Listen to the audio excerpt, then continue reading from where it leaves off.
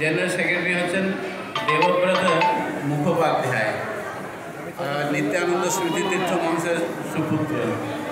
আর ইনি হচ্ছেন আমাদের বন্দ্যোপাধ্যায়, কি বন্দ্যোপাধ্যায়, রবীন্দ্র বন্দ্যোপাধ্যায় পত্রদা, এবং ওখানকার এখানে প্রায় আসতেন, এখন ওনার এই শরীর অসুস্থ সূত্রেও উনি আসতে পেরেছেন। আর আমাদের অরূপ বর্মন, ইনি হচ্ছেন অধিবক্তা। অধিবক্তার অবশ্য আমরা অন্য অর্থ করি না, আমাদের প্রভুদত্ত ব্রহ্মচারী উনি বলতেন কলহপতি।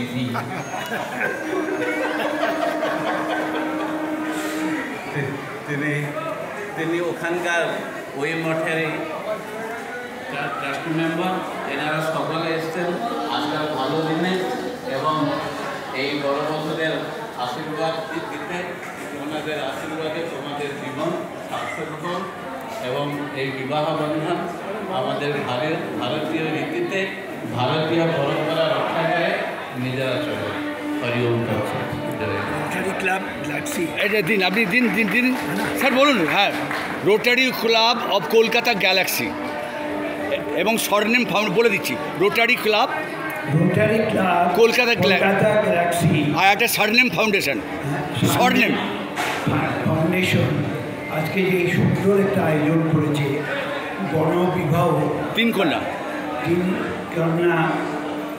গ্রামান্তরের দূর দূরান্ত থেকে, অত্যন্ত প্রত্যন্ত প্রান্ত থেকে যারা এসেছে তাদের বিবাহর যে উৎসব সুন্দরভাবে প্রতিপালন করলেন এবং শঙ্কর মঠে মহারাজের আশীর্বাদ ধরুন ওই যেভাবে এই অনুষ্ঠান পরিচালনা করেছে তার জন্য আমি আপনাদের ধন্যবাদ জানাচ্ছি আর মহারাজকে শত শত প্রণাম জানাচ্ছি।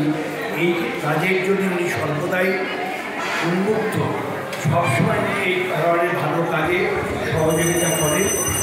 আমি আপনাদের বিশেষ করে রোটারি ক্লাব গ্যালাক্সিকে আন্তরিক অভিনন্দন জানাচ্ছি।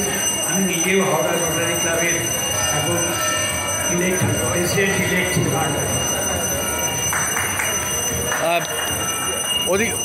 ওদিকে সন্ধ্যা আরতি শুরু হয়ে গেছে, আর ওনার কথা বলা ঠিক হবে না।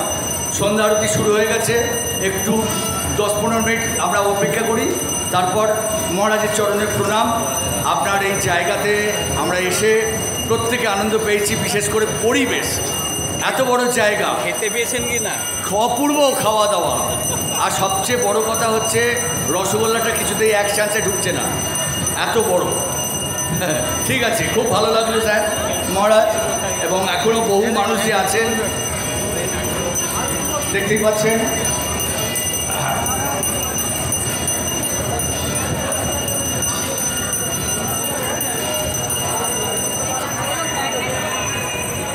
এই মুহূর্তে মন্দিরে আরতি হচ্ছে, আরতি ঘন্টা বাজছে, আর একটু কিছু কাজ বাকি রয়েছে, আমরা ছেড়ে দেব।